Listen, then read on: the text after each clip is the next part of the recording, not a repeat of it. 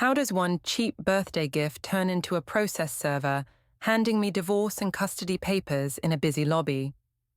Why did my husband stay silent for weeks after I mocked him in front of everyone, only to answer me with calm legal documents instead of a fight? What happens when you spend months calling your husband stingy and boring, and he lets a judge decide who was really the problem? Before we dive deeper into this story, I have one small request. Please subscribe, drop a like, comment, and hit that hype button to boost this channel so more people can discover these incredible stories. My name is Evadne Marlowe, and I still say the whole mess started with that ugly little necklace. It was Graham's birthday, not mine, but somehow I was the one under the light. That is how it always worked. People looked at me first, then at him. I thought that was normal. I used to say that a woman is the face of the couple, and the man is the wallet behind her. It sounds bad when I think it now, but in my head that night it was just true. We were at this family restaurant, the kind with fake candles on the tables and old music playing. His parents were there. My mother was there. Our daughter Mila sat between me and my sister Lydia, swinging her feet. Some of his co-workers came too. I remember feeling proud when we walked in. I had a new dress on, tight and bright. Graham wore the same safe shirt he always wore for dinners. I teased him in the car before we went in. I told him he could at least try to look like he was married to me, not to a spreadsheet. He just smiled and said he liked to be comfortable. That answer annoyed me more than it should have. All through dinner, I performed. I told funny stories. I made the table laugh. I described a patient at work who had tried to flirt with me while I stood behind the reception desk. I said he told me I had the kind of smile that made men forget their wives. Everyone laughed at that one. Graham went a bit quiet, but I thought he was just tired. I said to the table that my husband worried too much about little things. I added that it came from working in IT all day, staring at code and numbers. People nodded and smiled. I could feel them on my side. When the plates were cleared, someone turned off the lights. The staff brought out a small cake for Graham, with one of those thin sparkler candles on top. People sang. He smiled and looked around. In that moment, I thought he looked almost sweet. Then I remembered the bills at home and the cheap lamp he bought last month instead of the nice one I wanted, and the warm feeling went away. After the song, he said he had a surprise. He reached into his jacket pocket, and my whole body went alert.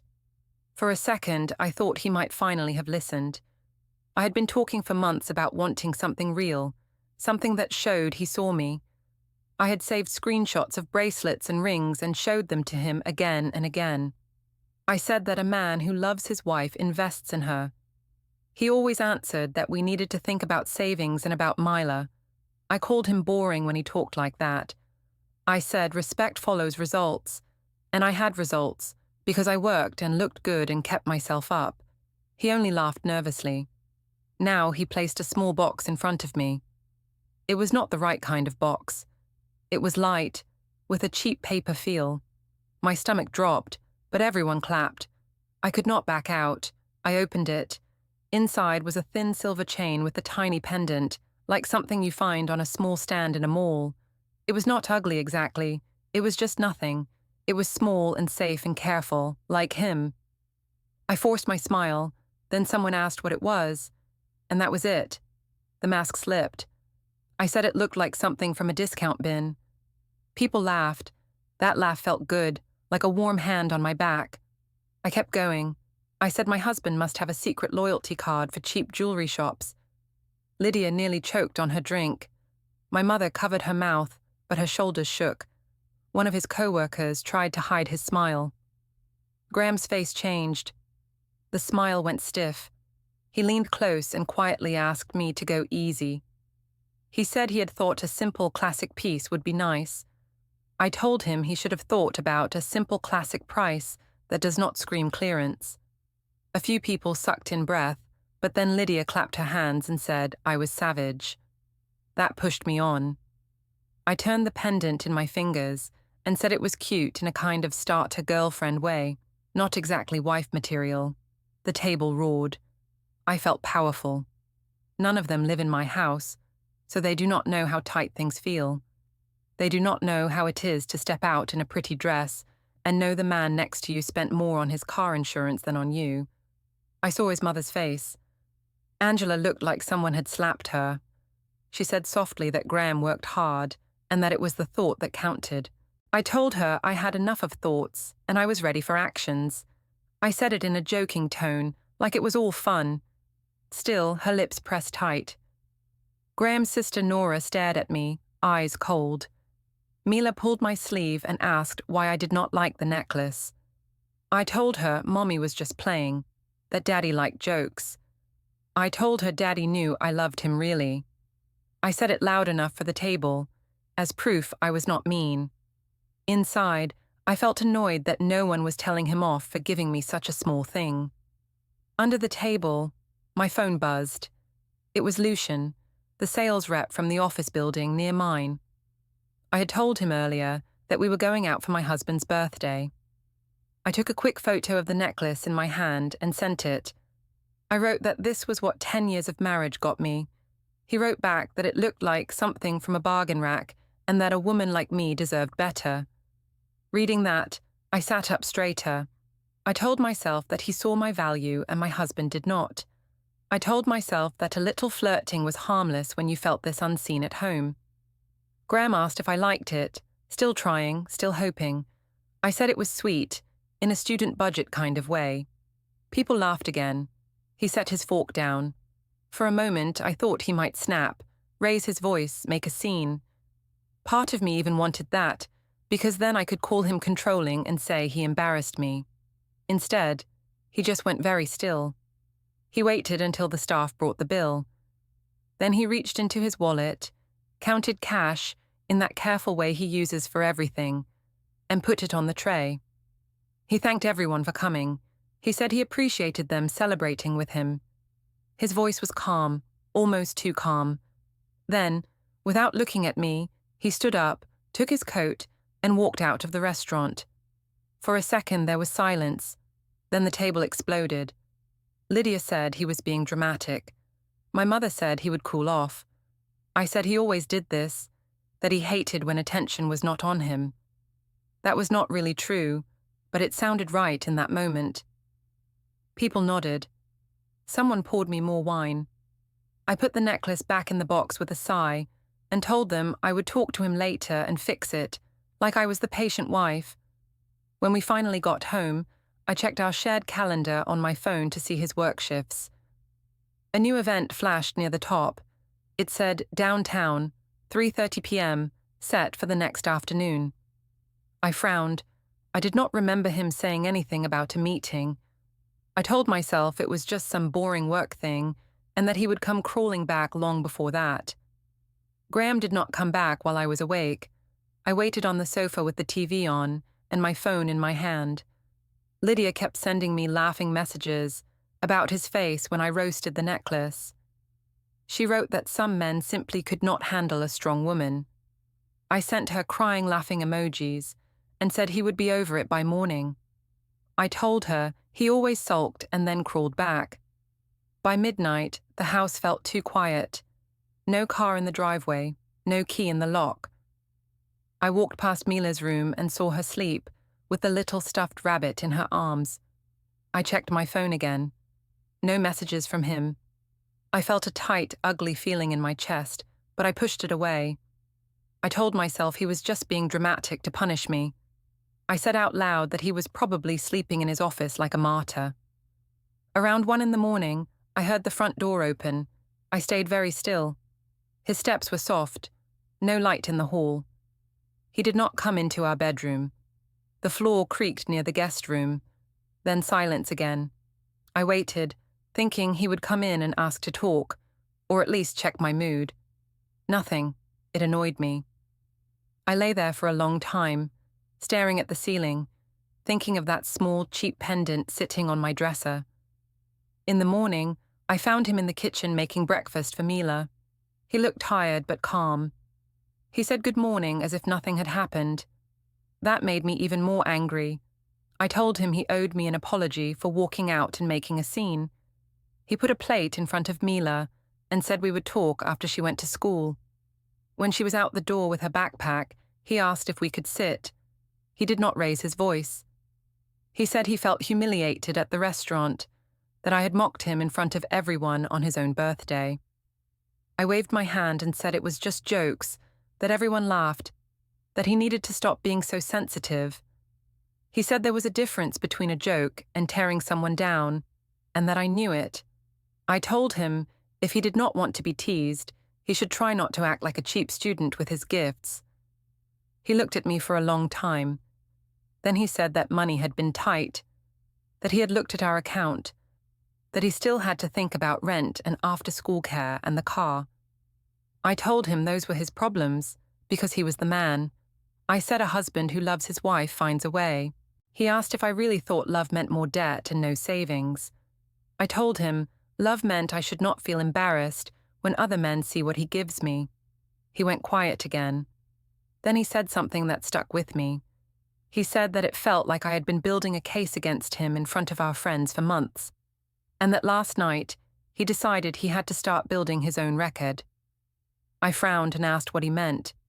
He said nothing, just shook his head and told me he was going to be at the office late and that we should both think about what we wanted.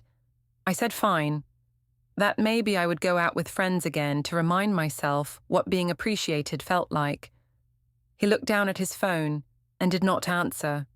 That silent treatment felt worse than shouting. I wanted him to fight, to beg, to promise me something bigger. Instead, he just put his mug in the sink and left. At work, I told the story of the night to Carla in the dental office break room. I made it funny. I showed her the necklace in its box and said this was my prize after 10 years. She whistled and said she had seen better in gas stations. That made me feel better. I told her everyone at the restaurant had laughed and that his own coworker could hardly keep a straight face. She said maybe the humiliation would teach him to step up. When I told her he had walked out, she gasped and said he was overreacting. I agreed and called him dramatic. I told her he had always been controlling with money, always checking our account, always talking about savings. I said I felt like a child asking for pocket money in my own home. She nodded and said that sounded like financial abuse.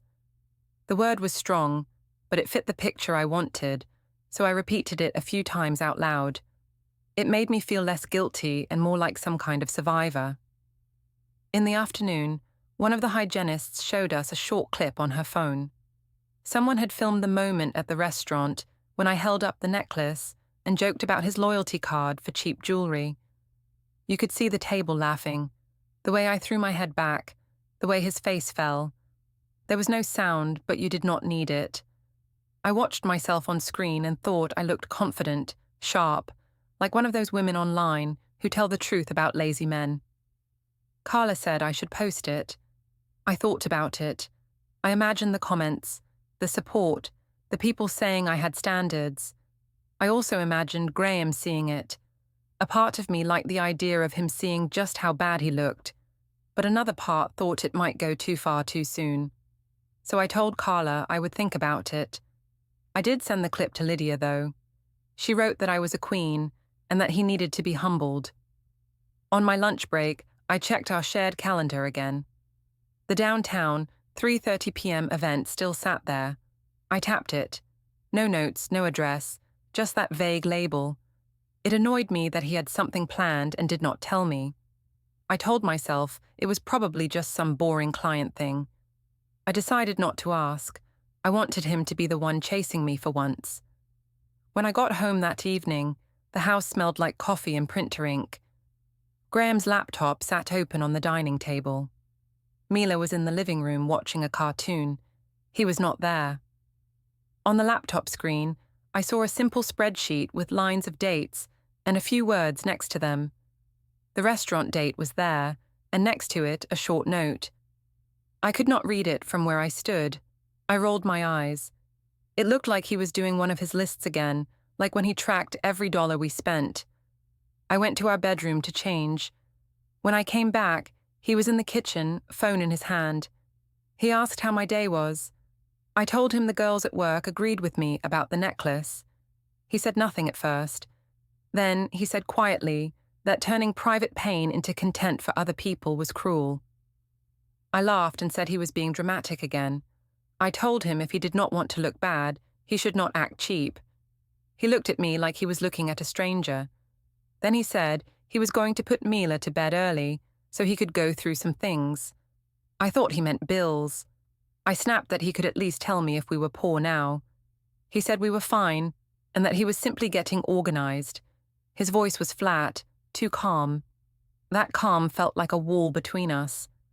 Later that night, as I was on the phone with Lydia in the kitchen, I heard a soft beep from the dining room. I stepped over and saw his phone on the table, screen on. A small recording app icon glowed at the top. On the laptop, the spreadsheet was still open, and there was a folder window behind it labeled Household.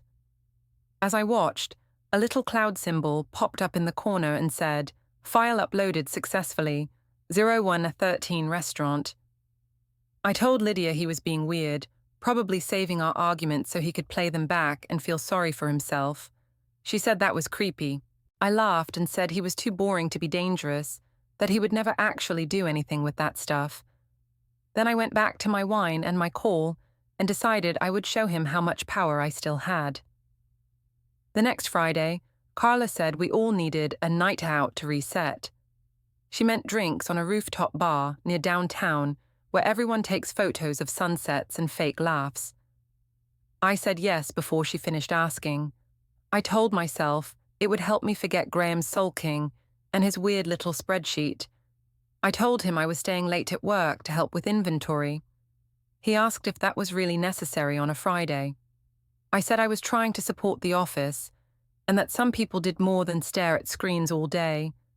He just said to text him when I was on my way home. That calm, patient voice made me want to break something. The rooftop bar was crowded and loud, string lights over our heads, music pushing in from the speakers. Carla and a couple of assistants from the office were already there, dressed up. Lydia came too, because of course she did. She said she wanted to see the famous cheap necklace in person. I brought it on purpose, like a prop.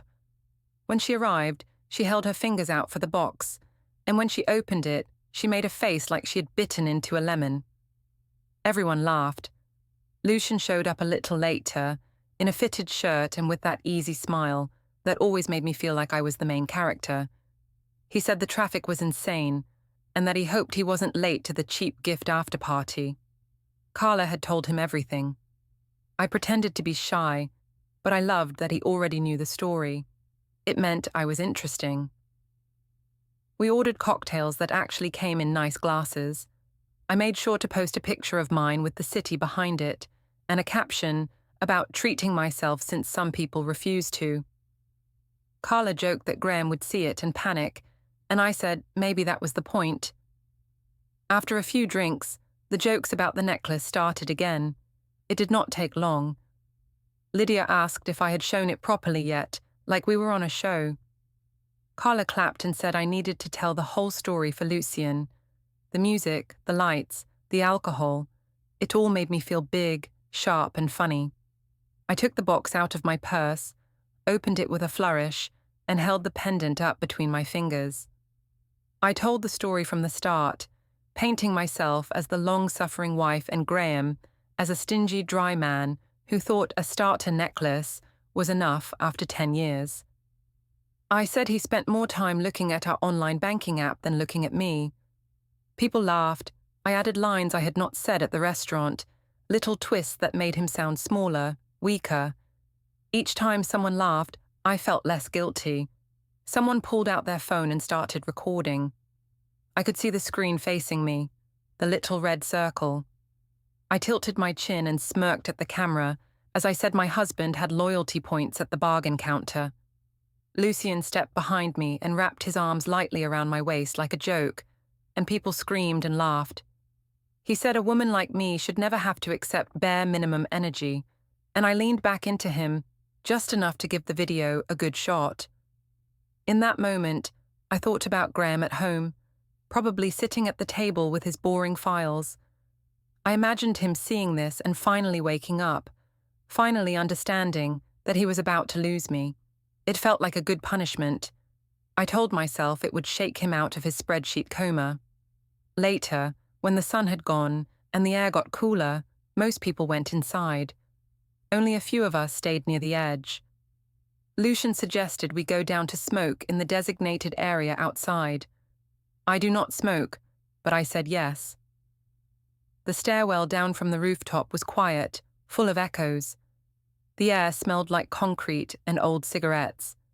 Somewhere a camera blinked, but I did not think about that then. Halfway down, he stopped and leaned against the rail. He asked if I was really okay at home. I told him my husband cared more about budgets than birthdays. I said I worked hard to look like this and that I got nothing back. He said a man who lets his wife feel that way does not deserve her. I let those words sink in like soft cushions. I told him I was tired of feeling like a bill instead of a person. He stepped closer. I let him. He brushed my hair back and said a woman like me should be taken to fancy restaurants and given real jewelry. I did not argue. When he kissed me, I did not move away. I told myself it was just a moment, that it did not mean anything. My back touched the cool wall. His hand slid to my hip and I let it stay. The stairwell swallowed the sound of our breath. I knew, somewhere under the rush, that there was a security camera in the corner. There always is in those places. I told myself it could not see us clearly. I told myself even if it did, no one would care. It was just a kiss, just attention. And anyway, I thought, Graham had pushed me here with his cheap gift and his quiet judging. We went down to the smoking area and stayed there for a while, laughing and leaning on each other. When we came back up, Carla's eyes were bright. She asked what took so long. I said nothing happened, just talking. She gave me a look that said she did not believe me, and we both smiled. On the ride home in a rideshare, I checked my phone. Lydia had already posted a short clip from the rooftop. It showed me holding up the necklace, Lucian behind me, everyone laughing. The sound was mixed with music, but the image was clear. She had tagged me and written something about cheap men and expensive women. A few people had already liked it. I thought about asking her to take it down, but my pride stopped me. I told myself Graham needed to see it, needed to understand. I did not tag him, though. That felt like a line I did not want to cross yet. I settled for the half measure, which gave me the thrill without full responsibility. When I walked into the house, the lights were low. Graham sat at the dining table with his laptop. Beside it was a small USB stick with today's date written on a piece of tape. The room smelled faintly of printer toner. He glanced up at me and asked if work had been busy. I said yes, that we had stayed late to finish things. He nodded. He did not say he knew I was lying. He did not ask why my lipstick looked freshly smudged. I went to the bedroom, changed, and came back out for water. He was watching something on his phone with the sound off. It took me a second to realize it was Lydia's clip from the rooftop. I saw my own face on the screen, my hand holding the necklace, Lucian smiling behind me. Graham's jaw was tight, but he did not speak. He stopped the video, set the phone down, and added another line into the spreadsheet on his screen. I said he could at least tell me if he was stalking my social media now. He replied that he did not have to stalk anything that was public. His voice was low, calm. I called him insecure and controlling, said only guilty men get that worked up over a harmless joke. He looked at me like I was speaking another language. He said he was going to bed. I asked which bed. He said he would be in the guest room, so Mila would not hear us argue. That stung more than I expected. As he walked away, I saw the spreadsheet headings: date, event, witness, file. Neat, simple, cold. Graham's silence started to bother other people more than it bothered him. At least, that is how it felt. I could tell from the way my mother kept asking if he was still being weird, and the way Lydia sent me memes about emotionally unavailable men. At home, he moved around like a ghost that still paid the bills. He took Mila to school, did the dishes, kept his work hours. He just did not joke with me, did not reach for me. did not rise to any bait. I almost missed the arguments. A week after the rooftop night, Angela called me. She asked if we could all get together for a family dinner at their house. Her voice was very formal. I knew what it meant. She wanted to talk about the restaurant, the necklace, maybe even the clip. I almost said no, but then I thought this could be my chance to turn things around. If both families saw Graham being cold and stubborn, they would pressure him. Maybe he would finally apologize and promise to do better. I told my mother about the dinner. She said it was a good idea. She said we needed to put his parents in their place and remind them who their son married. Paula liked battles where she could pretend to protect me. Lydia wanted to come too, of course. She said she wanted to support me as the main character of this drama. I did not see why not. The more people on my side, the better. On the drive to his parents' house, Graham sat in the passenger seat. I insisted on driving because I wanted control of the music. He looked out the window, silent. I asked if he was happy now that he had his little audience set up. He said the dinner was about clarity, not a show. I laughed and said only a man who brings such a cheap gift would talk about clarity. He closed his eyes and took a slow breath. He did not answer. Angela and Sanjay's house was neat, like always. The table was set in the dining room, with extra chairs pushed in. There was a smell of roast meat and herbs. Angela hugged Mila first, then Graham, then me. Her hug was stiff. My mother arrived shortly after, with Lydia trailing behind her, already recording little clips of the living room for her stories. I told her not to post Graham's parents' faces. She rolled her eyes but put her phone back in her bag. For now. We sat down to eat. At first, the talk was normal. School, work, weather. Mila chatted about her class and a drawing she made, but after the plates were half empty, Angela cleared her throat. She looked at me and said we needed to talk about what happened at the restaurant. Her voice was firm but calm, like a teacher. I felt suddenly like a child, and I did not like it. Graham wiped his mouth with his napkin. He said he wanted to say his piece. He said that at his birthday dinner, he felt mocked and disrespected by his own wife in front of people he cared about. He said that the jokes were not light teasing, they were cruel, and that I had kept going, even when he asked me to stop. His tone was so even, it made the words feel heavier. I put my fork down and folded my arms. I said I was just joking, that everyone laughed, that it was not my fault he could not take a bit of fun. Paula agreed at once. She said some men needed a little wake-up call when they stopped trying. She told Angela that she had raised a good provider but not a romantic, and that I was just trying to get some excitement back. Angela's jaw tightened. She said there was a difference between asking for romance and humiliating someone. She looked at me and said she had seen the clips online too. My stomach lurched. I looked at Lydia, who shrugged. I said people share everything now, that it was no big deal. Nora, who had come after her shift, spoke up from the end of the table. She said it was not nothing. She said there were videos of me with another man's arms around me, laughing at Graham's gift. I snapped that Nora was stalking my social media and that she had always judged me. I said maybe if Graham had learned to treat me better, there would be no videos to worry about. There it was, my favorite trick. If he had just given me what I wanted, none of this would have happened. I almost believed it myself when I said it. Graham looked straight at me. He said quietly that the gift was not the problem. He said the problem was the pattern. My jokes about his income. The way I rolled my eyes when he spoke about savings. The way I told our friends he was cheap and boring. He mentioned the rooftop bar by name. My cheeks burned. I asked how he knew where I had been. He said it was public. He said I had let other people record me. Lydia jumped in, saying Graham was being fragile, that strong men could laugh at themselves. Paula added that a husband who did not spoil his wife should not be shocked when she reminded him in public. She said women these days had options. She said I worked, I looked good, I had standards. Sanjay, who had been quiet the whole time, put down his fork and said softly that standards did not mean cruelty. Then Graham did something I did not expect. He started listing dates.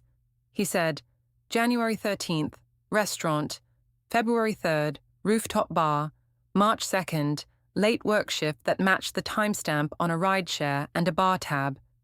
He did not shout. He just spoke like he was reading from a list. My mind jumped to that spreadsheet on his laptop. I laughed sharply and asked if he was keeping a diary of my sins now. I said that sounded obsessive and unhealthy. Nora looked at him and then at me.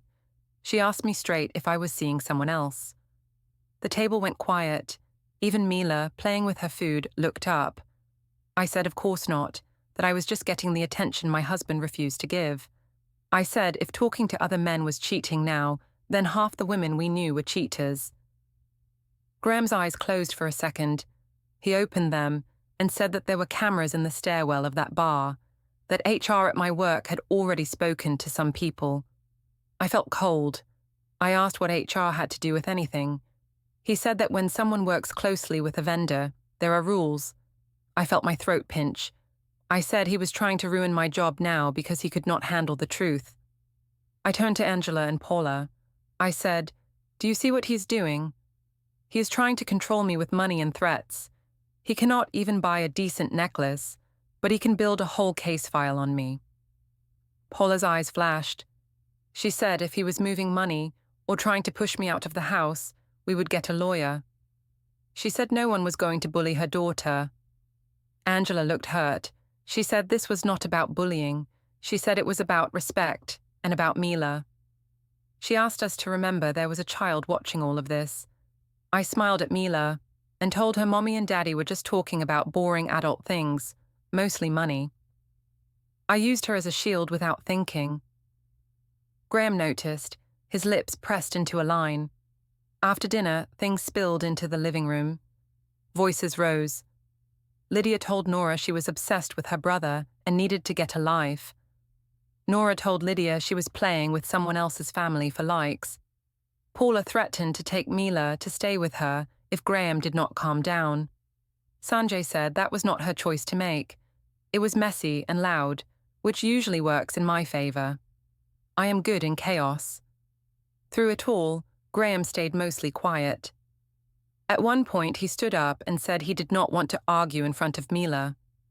He said the situation was already clear to him. He said that from now on, he would handle things properly: money, the house, parenting. He said it in a way that made the hairs on my arms stand up.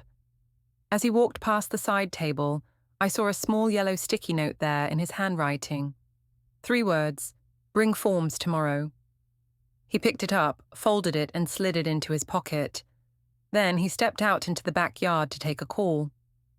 Through the window, I saw him hold his phone to his ear, the screen lighting his face.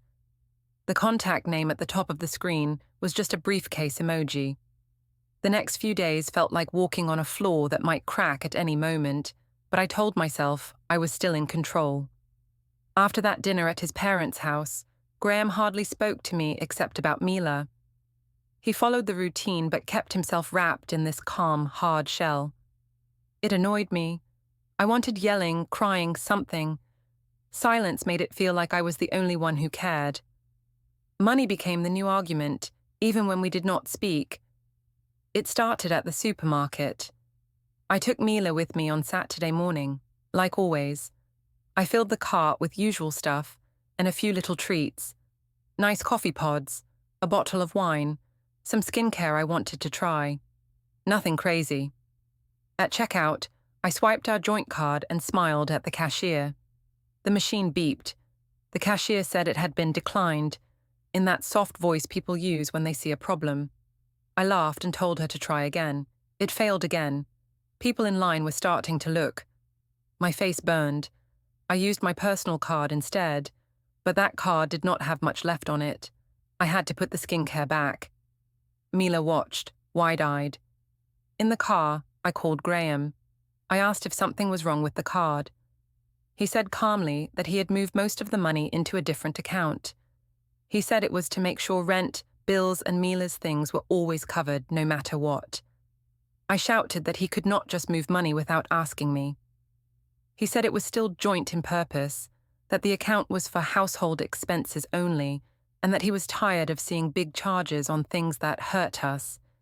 He did not say what things, but I knew he meant nights out, ride shares, bars. I told him he was trying to control me, that cutting access like that was abuse. He said abuse was turning someone into a joke and putting it on the internet. He said he was done funding anything that made him into a clown. I hung up on him before he could say more. Mila asked why Daddy was mad. I told her Daddy did not want us to have nice things anymore. It slipped out before I thought about it. I liked the way it sounded. It made me feel like I was the one being hurt. Later that week, I went to the bank. I wanted to know exactly what he had done. The clerk, a young woman in a neat blazer, pulled up the account. She explained that Graham had set up automatic transfers into a bills account, rent, utilities, school fees, groceries. She said both our names were still on it, but that he had reduced the available balance on the card I usually used for my own purchases. She said he had asked for a system that made sure essentials were always paid first. I smiled tightly and asked if he was allowed to do that without telling me. She said, in a careful tone, that as long as he was not hiding money and the joint obligations were being met, it was within the rules. I hated that answer. I wanted her to say he was wrong, that he was breaking some law. Instead, she printed a simple list of transfers and new settings. It all looked neat and clean, like his spreadsheet. I took a picture of the printout and sent it to Lydia and my mother. I wrote that he was cutting me off. Lydia instantly wrote back that it was financial abuse. Paula said we needed someone on our side now, maybe a lawyer, maybe just someone who could scare him. I liked the sound of that. I told them he was trying to trap me in the house, like I was some failed wife who needed punishment. Lucian, meanwhile, kept texting. He sent selfies from client meetings, photos of fancy watches, little notes about how he wished he had someone waiting at home who looked like you. When I told him about the card being declined, he wrote that I should leave and never look back. He said I was too good for a man who made me feel like a burden. I believed him because he made me feel big and bright, not small and guilty. Then HR called me in. I got the email mid-morning, a short message asking me to come to the HR room at 2:00. My stomach dropped. I tried to tell myself it was about scheduling or a new policy. But when I walked in, the HR manager's face told me it was more. She asked me to sit. She said there had been reports of unprofessional behavior with a vendor, and that some clips from the rooftop bar had been sent to the office. She did not show me the videos, but she did not have to. I knew exactly which ones she meant. She said the company had rules about relationships between staff and vendors, especially if there was drinking and physical contact in work-related spaces. I tried to twist it fast. I told her Lucien was the one pushing, that I had just been caught in a bad moment, that I was uncomfortable but did not know how to say no. I made my voice small, said I felt pressured, even though that was not true. It was easier to sound like a victim than a woman who wanted attention. The HR manager watched me carefully, like she was trying to see through the words. She said they did not want details of my private life. She said they just needed me to understand that anything that happened with vendors in public or semi-public work settings could become a problem for the company. She gave me a printed policy document. She asked if I understood the need for professional boundaries. I said, of course, that it was all just a misunderstanding. She let me go with a warning. No record, at least not one she told me about. Still, my hands shook when I left. On my break, I called Graham. I snapped that he had gone too far by involving my job. He said he had not contacted HR. He said I was doing enough damage on my own. He said calmly that actions had consequences and that people were reacting to what they saw, not to anything he invented. I did not want to believe him, but his voice sounded honest, and that made me angry. It meant I could not blame him for this part. That evening at home, he moved around the kitchen like a man who already lived alone. Separate mugs on opposite counters. his keys on a different hook than before. When I tried to start a fight about the bank again, he just listened. Then he said he was making sure that whether I stayed or left, Mila would be okay. He said he would not let our daughter's basic needs depend on whether we were on speaking terms. I told him he was talking like he wanted to leave. I said, if he walked out, people would know it was because he could not handle a strong wife. He said people could believe whatever they wanted. He said the only thing that mattered now was what was on record. That word again. Record. I pictured the spreadsheet, the USB sticks, the folder on his laptop labeled Archive A, Archive B, that I had seen earlier when he thought I was not looking. Late that night, when he went to tuck Mila in, I crept into the small room he used as an office. His desk drawer would not open. The handle moved a little, then there was a firm click. Locked. On the desk, his laptop screen glowed. Open tabs showed things like storage options, delivery tracking, notary near me. A calendar window blinked with a recurring event called Meeting, Personal. The air smelled faintly of warm plastic, like a printer had just finished a job. Back in our bedroom, my phone buzzed. An email from Graham. It was short, almost formal. He wrote that we needed to meet in the downtown office tower lobby at 10 o'clock on Friday to sign some forms related to finances and a schedule for Mila, so that things can be clear and fair while we figure out the future. He added that it would be better to do it in a neutral place. I stared at the words. Forms, schedule, neutral place. It sounded like something you say to a stranger, not a wife. I felt my chest burn. I wrote back that he was being insane, that we did not need forms. We just needed him to stop sulking and start acting like a real husband. He answered with one sentence, that he had tried talking and it had not worked, and that from now on he would handle it properly. I read that word again and again, properly. It sounded like a threat wrapped in calm. On Friday morning, I dressed like I was going to win. Tight black dress, high heels, perfect makeup. I told myself I was not going to some boring meeting. I was going to show Graham he could not scare me with emails about forms. I even thought about filming it for later, in case he tried to spin things. Lydia begged to come, saying she wanted to see the drama. I let her. It felt good to have someone in my corner. The downtown office tower lobby was all glass and polished stone, with plants in big pots and people walking fast in suits. I checked my reflection in one of the windows and smiled. Let them see who he was trying to punish. I held my phone ready in my hand, camera app close. Graham was already there, near a row of seats. He wore a plain shirt and dark pants, nothing special.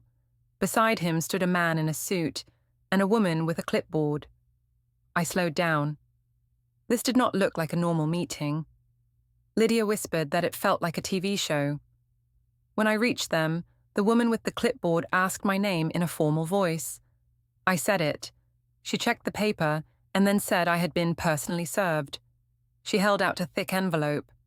I frowned and said I was not signing anything, not until I had read it and talked to someone. She said I did not have to sign to be served.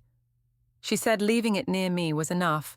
She placed the envelope on the chair by my arm. I turned to Graham and asked if this was some kind of joke. I reminded him this was not a court, it was just a lobby. He said quietly that there was a family law office upstairs and that his lawyer was there. He said these were divorce papers with temporary financial and parenting orders, so things would be clear while everything was decided. The suited man spoke next. He said the documents included a proposed custody schedule for Mila, based on school days and weekends, and that both of us would have time with her. He said the financial section showed money set aside for her needs and for rent and bills, and that my recent spending and public behavior had been attached as context. I saw my own face on a printed screenshot near the top of the stack, necklace in hand, Lucian behind me. Lydia stopped filming. I paged through the first few sheets with shaking hands. Words like marital misconduct, public humiliation, and adultery jumped out. There were dates, links, small printed stills from videos I had laughed at before. I saw a note that the temporary orders would start now, that I could not move Mila out of the area, that communication about the case should go through lawyers, not angry messages. I looked up at Graham and told him he was destroying our family over one cheap gift and a couple of jokes.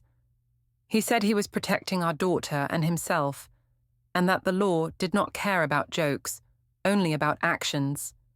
His voice did not shake. Mine did. A security guard glanced over, then away, used to people having their lives changed in that lobby. People walked around us, busy with their own business. The woman with the clipboard checked her watch and said that, as of service, the temporary orders were in effect, and a first hearing date was already set.